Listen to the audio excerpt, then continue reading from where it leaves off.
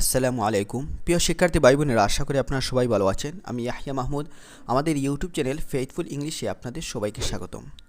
দর্শক, আজকে আমি আপনাদের সামনে পার্ট 3 নিয়ে আলোচনা করব। গত 4 দিন পূর্বে আমি একটা জরিপ করেছিলাম, সেখানে দেখা গিয়েছে অধিকাংশ মানুষেরা পার্ট 4 এর পক্ষে তাদের মন্তব্য ভোট দিয়েছেন। প্রায় 60-এর অধিক ভোট দিয়েছেন, 60 জন। ওখানে দেখা যায় যদি পার্ট 4 এর দিকে যদি আপনি লক্ষ্য করেন, দেখা যায় অনেকেই, আর পার্ট 3-এর মধ্যে দেখা যাচ্ছে প্রায় অনেকেই, দেখা যায় 40% মানুষ পার্ট 3-এর জন্য ভিডিও চাচ্ছেন। যেমন এখানে রাফিন মাহমুদ ভাই, সুহেল আহমদ, এবার হচ্ছে রুবেনা নামক একজন ম্যাম, তারপর হচ্ছে আরেকজন ম্যাম ইয়াসমিন সুলতানা, এরপর হচ্ছে অজান্তা অর্পি, এরকম অনেকেই নক করেছেন। তো দর্শক, আজকে আমি আপনাদের সামনে পার্ট 3 নিয়ে একটা ভিডিও দিব, কিভাবে আপনি আপনার রাইটিংটা সলভ করবেন। তাই ভিডিওটা খুবই ইম্পর্টেন্ট হতে যাচ্ছে। তাই আপনি আমার চ্যানেল নতুন হয়ে থাকেন, অবশ্যই চ্যানেলটি সাবস্ক্রাইব করবেন, আপনার বন্ধুবান্ধবের কাছে শেয়ার করবেন। একটা বিষয় না বললে নয়, এখন বর্তমানে পার্ট 4-এর কোন ধরনের পিকচারটা আসছে সেই বিষয় নিয়ে আমি একটু দেখাবো। এখন ম্যাপের পিকচারটা আসছে, আজকে দেখা যাচ্ছে অনেকের ম্যাপের পিকচারটা এসেছে।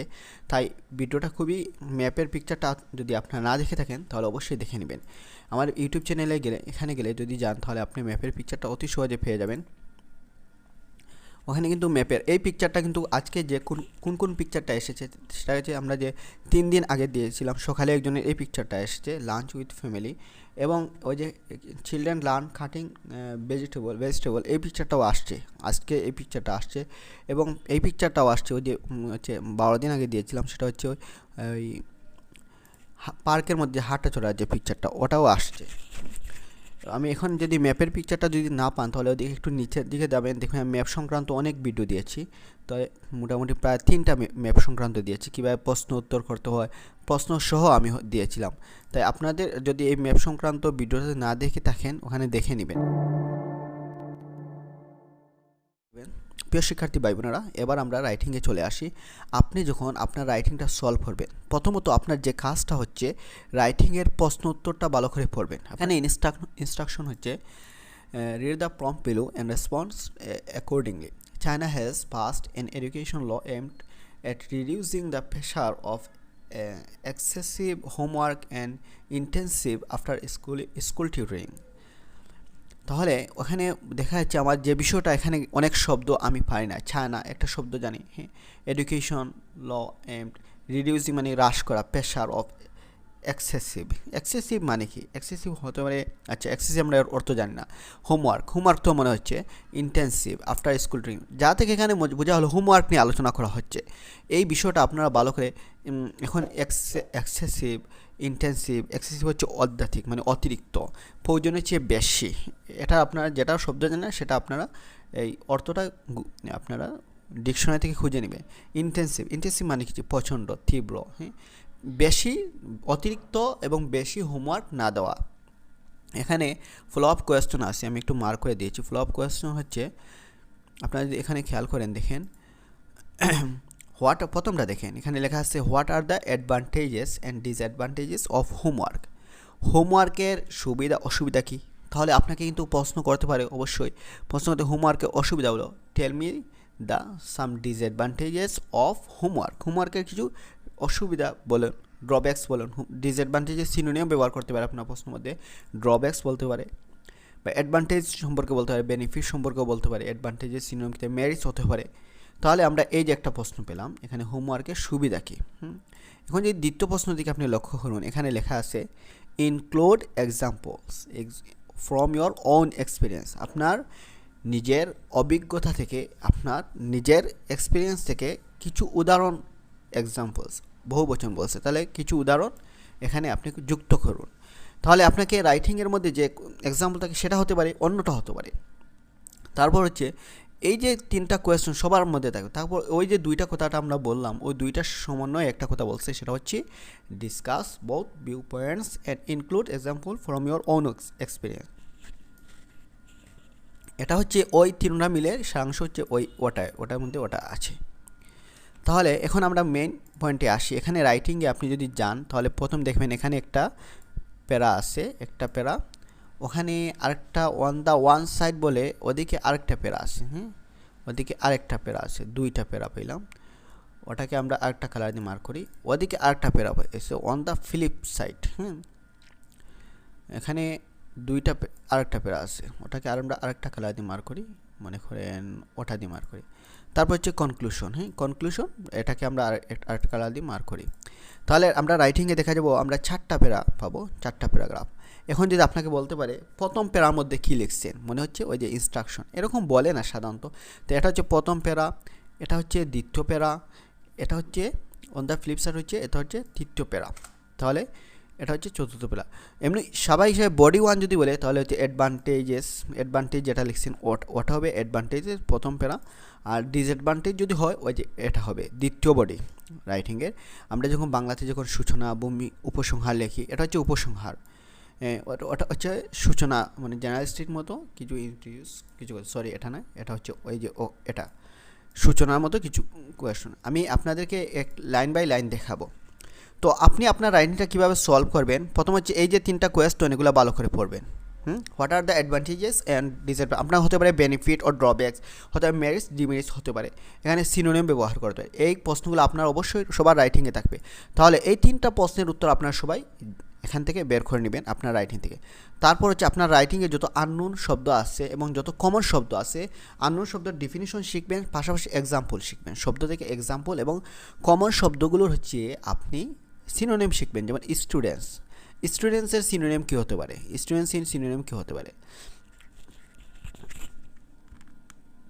যেমন স্টুডেন্টস সিনোনিম হতে পারে হচ্ছে লার্নার্স, স্কলার্স, পিউপিল, এরপরে এরকম হতে পারে, ক্যান্ডিডেট হতে পারে। ওদিকে আরেকটা শব্দ হচ্ছে it is burning question that whether homework are beneficial, beneficial synonym কী হতে পারে, beneficial for or not. I reckon that, এই যে একটা আননোন শব্দ পেলাম, রেকনের মানে কি, রেকন, আননোন শব্দ এগুলো। That I reckon that this fact has both it own merits, এটা সিনোনিম আপনাকে বলে, তাহলে সিনোনিম বলবেন, এটা synonym. as well as demerits, এটাও সিনোনিম আপনাকে জিজ্ঞাসা করতে পারে। both of these would be discussed in the সাবসিকুয়েন্টের অর্থ যদি না জানেন, এটা সাবসিকুয়েন্ট অর্থ কি এটা দেখবেন প্যারাগ্রাফ। তাহলে এটা আপনি line by line, word by word আপনি পড়বেন। ইট ইজ হবে, ইজ লেখা আছে, এটা হচ্ছে ইট ইজ হতে পারে। It is burning question that whether homework are beneficial for student or not. এটা একটা জ্বলন্ত শাব্দিক তর্জমা যদি করি, শাব্দিক অনুবাদ হচ্ছে, এটা একটা জ্বলন্ত প্রশ্ন যে হোমওয়ার্ক হচ্ছে বাড়ির কাজটা ছাত্রদের জন্য উপকারী কি উপকারী না, এখানে উপকারী কি উপকারী না। এটা আই রেকন দ্যাট, এখানে আপনার অপিনিয়ন, আপনার কিন্তু প্রথমে অপিনিয়ন দিয়ে দিচ্ছে, দেখেন আপনার অপিনিয়ন বলতেছে I reckon this fact has both it own merits. I reckon মানে হচ্ছে গণনা করা, এখানে মনে করা হবে। আমি মনে করি দ্যাট এটার মধ্যে দিস ফ্যাক্ট হ্যাজ, এটা রয়েছে বোথ ইটস ওন মেরিটস, এটা নিজস্ব সুবিধা থাকা সত্ত্বেও, অ্যাজ ওয়েল অ্যাজ পাশাপাশি কী রয়েছে, অসুবিধা রয়েছে। Both of this would be discussed in the subsequent paragraph. Subsequent মানে কি, সাবসিকুয়েন্ট মানে হচ্ছে নেক্সট, ফ্লোয়িং, যে নিচে যেটা আছে, নিচের প্যারাগ্রাফের মধ্যে আমরা আলোচনা করব। তারপর হচ্ছে ওয়ান দ্য ওয়ান হ্যান্ড, এখানে প্রথম দিকে আপনি লিখছেন, ওখানে যে ওখানে লিখছে হচ্ছে আপনার অ্যাডভান্টেজেস নিয়ে, এখানে লিখছে বেনিফিশিয়াল লিখছে, তাহলে বোঝা যাচ্ছে অ্যাডভান্টেজ নিয়ে লিখছে। তো বেনিফিশিয়াল আছে ওয়ান দ্য ওয়ান হ্যান্ড, একদিকে homework can be beneficial for student as it helps them to get prepared of their লেসনের সিনোনিম জিজ্ঞাসা করতে পারে। হোমওয়ার্কটা স্টুডেন্টের উপকারী হবে কারণ এটা মানে হচ্ছে অ্যাজ মানে হচ্ছে কারণ, এটা ইট হেল্পস দেম মানে হচ্ছে এটা তাদেরকে সাহায্য করে, স্টুডেন্টকে সাহায্য করে তাদের লেসনগুলো, তাদের পাঠগুলো প্রস্তুতি করতে হেল্প করে। তারপর ওখানে আপনি বলেন there are a number of advantages of homework, এখানে অনেকগুলো সুবিধা আছে। টু সাইট ওয়ান এটার অর্থ কী, এটা আপনাকে যদি বলে টু সাইট ওয়ান, এটার অর্থ কী আপনাকে যদি জিজ্ঞেস করে আপনি কী বলবেন, টু সাইট ওয়ান। এখানে এটার অর্থ হতে পারে টু বিগিন উইথ হতে পারে, অথবা এক্সাম্পল হতে পারে।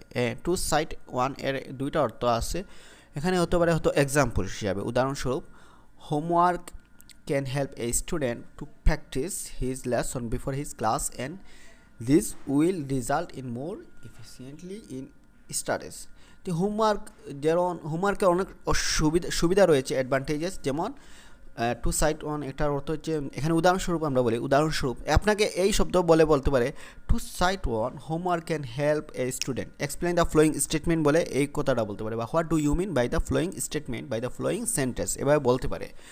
এভাবে বলতে পারে what do you mean by the following sentence বলে এখানে কিছু আপনাকে বলতে পারে, এখান থেকে আপনি কী বুঝছেন, তাহলে এই কথাটা আপনাকে বলতে পারে। তাহলে আপনি বলতেন to here I have meant that there are lots of advantages of homework. First of all it can help the student to practice in their home. এরকম আপনি আপনার মতো করে নিজ থেকে বানিয়ে বলেন, তবে এখানে হুবহু শব্দ ব্যবহার না করে অন্য কিছু বলতে পারেন। এভাবে আপনি প্রতিটা শব্দের সিনোনিমগুলো, স্টুডেন্ট হোমওয়ার্ক, এখানে মোরওভার বলছে, homework also make a student, ওখানে এখান থেকেও বলতে পারে। প্রতিটা পয়েন্ট আপনি দেখবেন। ওখানে আরেকটা পয়েন্ট হচ্ছে, আপনি আর এটাকে একটু, তাহলে এখানে দেখুন, এখানে অ্যাডভান্টেজেস, এখানে ইন এডিশন একটা যুক্ত করছেন, এখান থেকে বলতে পারে what do you mean by the following statement, প্রতিটা লাইন বলে ইন এডিশন বলে, এখানে বলছেন মোরওভার, আরও একটা বলছেন ইন এডিশন বলে, আরও বলছেন পয়েন্ট আপনি যুক্ত করবেন। By the help of homework a student can complete his syllabus before the initiation of that chapter. এখানে বলতে পারে এখানে এই শব্দ বলতে পারে what do you mean by the following statement, বা আপনাকে প্রশ্ন করতে পারে। ওখানে আপনি বলছেন homework can help a student, বলতে পারে how can homework help a student, homework কীভাবে একজন ছাত্রকে হেল্প করতে পারে, এভাবে প্রশ্ন বানাতে পারেন। আপনার রাইটিংতে আপনি লাইন বাই লাইন যখন প্রশ্ন যোগ করবেন তখন আপনি নিজেও প্রশ্ন বানাতে পারেন। এখানেও প্রশ্ন করতে পারেন, by the help of homework a student can complete his syllabus, কীভাবে সিলেবাস করতে পারে। How can a student complete his syllabus, how can a student complete his syllabus, এভাবে প্রশ্ন করতে পারে আপনাকে। তাহলে আপনার রাইটিংতেও প্রশ্ন করবে। এখানে আপনি শুধু মুখস্থ অ্যাডভান্টেজেস আর ডিসঅ্যাডভান্টেজ আর সামারি আর হট ওপেনিং কয়েকটা কমন প্রশ্ন মুখস্থ করলে হবে না, আপনাকে লাইন বাই লাইন মুখস্থ। অনুরূপ by on the flip side মানে on the contrary, on the other hand, এভাবে অন্যদিকেও আপনারা এই রাইটিংটা আপনার রাইটিং যে টপিক হোক না কেন, এভাবে কিন্তু এই ক্যাটাগরি থাকবে। আপনি এখান থেকে এবার সলভ করবেন। এখানেও দেখেন ম্যারিজের সিনোনিম কি, অ্যাডভান্টেজেস, হ্যাঁ। এটা হচ্ছে এবারে ড্রব্যাক্সের সিনোনিম কি, ডিসঅ্যাডভান্টেজেস, হ্যাঁ। এভাবে আপনি আপনার রাইটিংয়ে আননোন যত শব্দ আছে সবগুলা শব্দর আপনি ডেফিনিশন, পাশাপাশি এক্সাম্পল শিখবেন। তারপর হচ্ছে আপনি কনক্লুশনটা শিখবেন। কনক্লুশনের উপরের কয়েকটা লাইন দিকে প্রশ্ন করে আপনাকে কনসিডারিং, মনে করেন ইন এডিশন, ওখান থেকে একটা পয়েন্ট পাবে, সো ওখান থেকে প্রশ্ন করতে ফোর্সিং এ স্টুডেন্ট, এখান থেকে প্রশ্ন, এখানে আপনি এই লাইনটা পড়ে আমি এখান থেকে প্রশ্ন বানাবো। ভিডিওটা একটু লং হবে, আপনার ধৈর্য সহকারে দেখবেন। এখানে একটা লাইন দেখেন, forcing A student to complete excessive, এই শব্দটা আননোন লাগছে, এক্সেসিভ মানে হচ্ছে অত্যধিক, মানে হচ্ছে অতিরিক্ত, মোর দেন নেসেসারি, এরকম। যাই হোক, excessive amount of homework would deprive মানে হচ্ছে বঞ্চিত করে হিম ফ্রম বিং সুসাইড। এখান থেকে আপনাকে প্রশ্ন করতে পারে why do student neglect their studies, একজন স্টুডেন্ট কেন সে তার পড়াকে অবজ্ঞা করে, এখানে এরকম প্রশ্ন করতে পারে। তো এখানে আপনি ওদের ডিসঅ্যাডভান্টেজগুলো বলতে পারেন। এখানে অবজ্ঞা করে তাকে অতিরিক্তগুলো চাপিয়ে দেওয়া, forcing student to complete excessive amount of the homework. এখানে বলতে পারে considering the fact that we want let him, তাকে সুযোগ দেওয়া, let him to do other works, তাকে অন্য কাজ করতে সুযোগ দেওয়া, such as playing or hang out, মানে যে বাইরে ঘোরাফেরা করার জন্য সুযোগ দেওয়া। এবং